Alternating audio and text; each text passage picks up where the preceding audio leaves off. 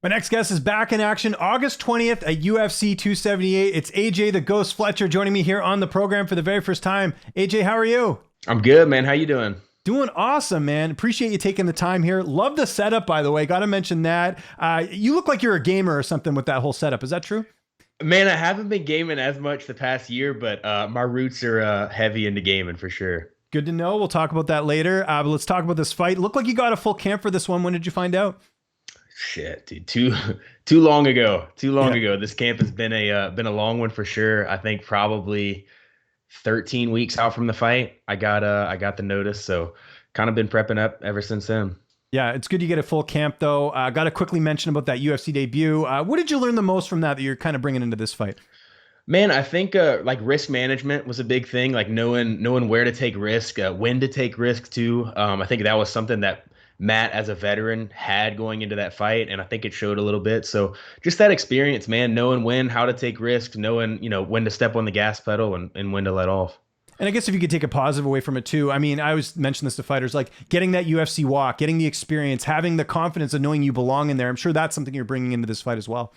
Oh, 100%, man. I think Matt's gonna have a number next to his name pretty soon, and to have that, a fight versus somebody like him in my debut, yeah, for sure. A lot of confidence going into this one.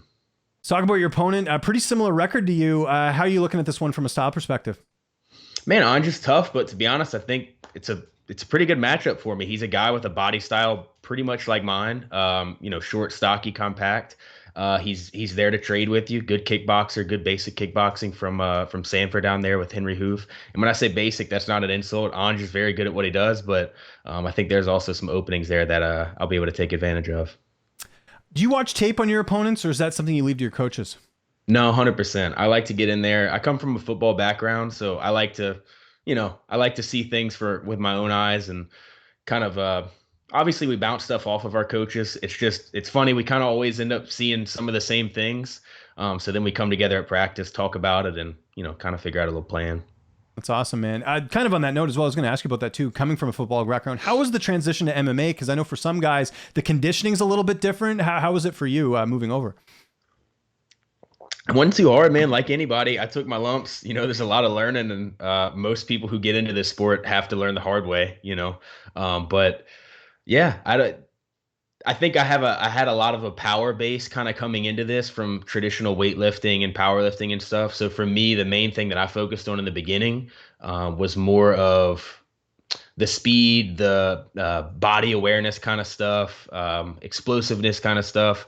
And then just now, this camp, I actually added back some weight training. So it's been good to get back to my roots a little bit. Training camp, who have been some of the main guys that have been helping you get ready for this fight? Man, this one, Eric Scallon, he's a vet from down I here. know Eric quite well, actually. I forgot that you guys had trained together. Yeah, Eric's No, just such a good dude, man. Yeah. dude, he's weighing in. He's suffering right now. He's weighing in today and then fighting tomorrow for AKA down in No Monroe. way. Oh, good for him. Yeah, I hope he's doing well. Great guy, good family guy and everything. Yeah, I can't say enough good things about Eric, and just a wealth of knowledge. Like I know Poirier will still come back and get some stuff off him as well. 100%, man. Eric's the guy.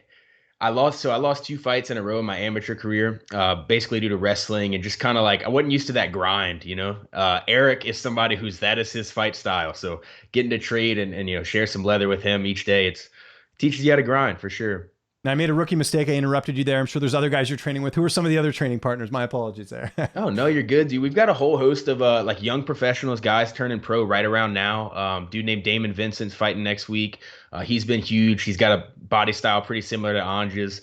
Kid named Riley Melanson, real good boxer. And then just getting work with guys like Dustin. Alan Joban's good drilling rounds with jujitsu, and he'll spar and mix it up with us every once in a while. And yeah, just the same team, same usual.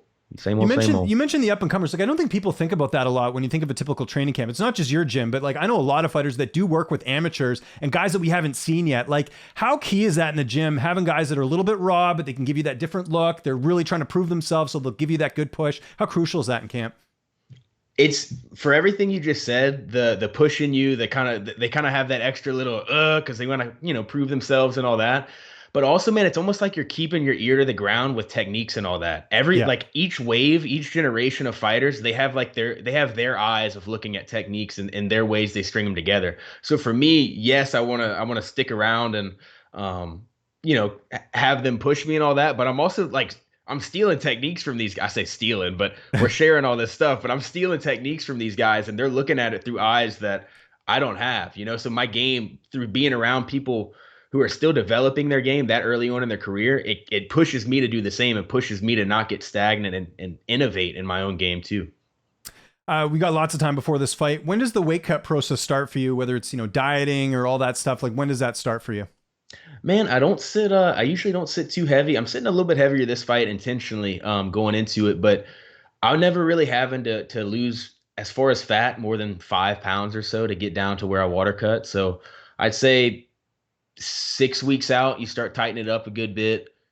4 weeks out, you're pretty strict with it, and then obviously the water cut the last week or so. But I think the main thing, dude, is staying in Yeah. shooting Making it a distance. lifestyle, not a training camp thing, right? Yeah. Yeah. Now king cake season, dude. You ask me, oh, it's off the rails out here. Yeah. No, you know what? Honest to God, one of my favorite trips of all time was in New Orleans. Like the food down there is just amazing. And like, it's unlike, like I'm from Canada. Like we have good food up here in Vancouver, but nothing like what you get in New Orleans. It was really cool. So I don't blame you, man. I get it. I'd be probably trying to, do my camp out of state or something just because there's so much good food there. Right. That's the thing, dude. It always ends up somehow I have a fight like right at the end of Mardi Gras season. So I'm like, oh, I gotta wait. Yeah. But no, for sure. it works out. What is like a go-to meal that you have during camp that's really healthy? Because I know a lot of fighters like chicken and rice. What's your go-to? Dude, that's it. 80, 90% of the time I get the same groceries every week. It's rice in the rice cooker. It's chicken from the Chicken Pound, one of my sponsors. It's beef from Coastal Plains Meat Company, a local place here in Lafayette or here in Louisiana.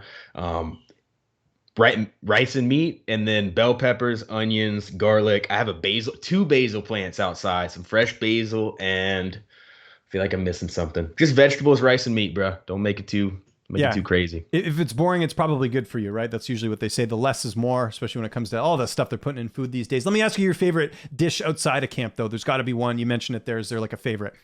Shoot, we probably touched on it, dude. King cake, but a gumbo down here, I could tear up a gumbo. I'm trying to think of things that I can't usually have. Chicken wings, I'll tear up some chicken wings. Oh, love me some chicken wings. Yeah. Oh yeah, man. Just that stuff, simple stuff. Yeah, I don't want to torture you with food here. I know the fight's coming up. What about your corner? Who's going to be in the cage with you? Will Eric be there with you? Yeah, he actually is. It's gonna be Tim and Eric coming down. Nice. That's cool. I think there's a show called Tim and Eric. Let's talk about how this fight's going to play out August 20th. What's your prediction? How do you see this one going down?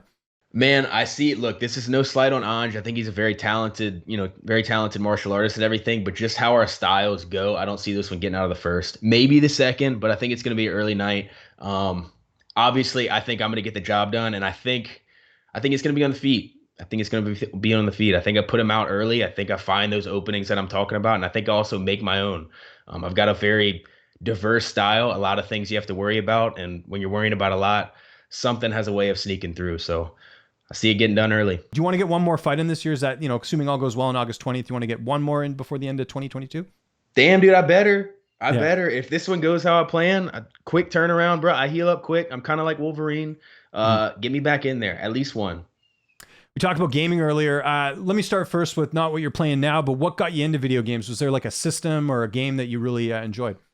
Yeah, man. I remember we had a Sega. I think it was the Dreamcast. They had that 007 game I used to play with all my brothers. They had like an NBA game we would play. That the Nintendo 64 was mainly my kind of jam. We had all kind of stuff for that. But the main one, dude, when the first Xbox came out, sitting around playing with my brothers and all that. Oh, that's what got me into it for sure. Yeah, and I love that retro gaming is coming back. Like, I don't know if you see now, they're making like barcades. Actually, there's one in New Orleans.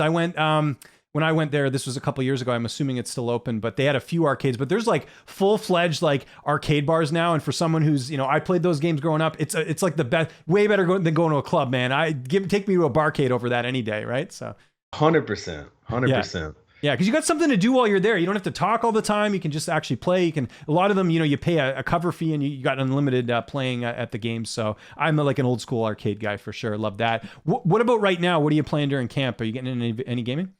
I play if I'm on Xbox, it's like Insurgency Sandstorm. It's like a Call of Duty, but think Call of Duty, but like one shot and you're dead. So you kind of got to like creep around a little bit more. Yeah. I've been playing this computer game. It's kind of like, how would I describe it? Risk, but like you actually like do things with the army and stuff. If that makes any sense. It's called Okay. Europa, Universalis or something. Okay. But yeah, I don't know, some weird stuff, right? No, hey, it sounds interesting. I'm always looking for new games. I don't play a lot of the newer games, but I certainly like they've come such a far way in video games, man. It's just crazy. Like you think of the years, like the graphics and everything. It's pretty outstanding. And I'll tell you what else is outstanding. This fight, UFC 278, August 20th. AJ, thanks so much for doing this, man. If there's anyone you want to thank, any sponsors, any social media, I'll give you the last word.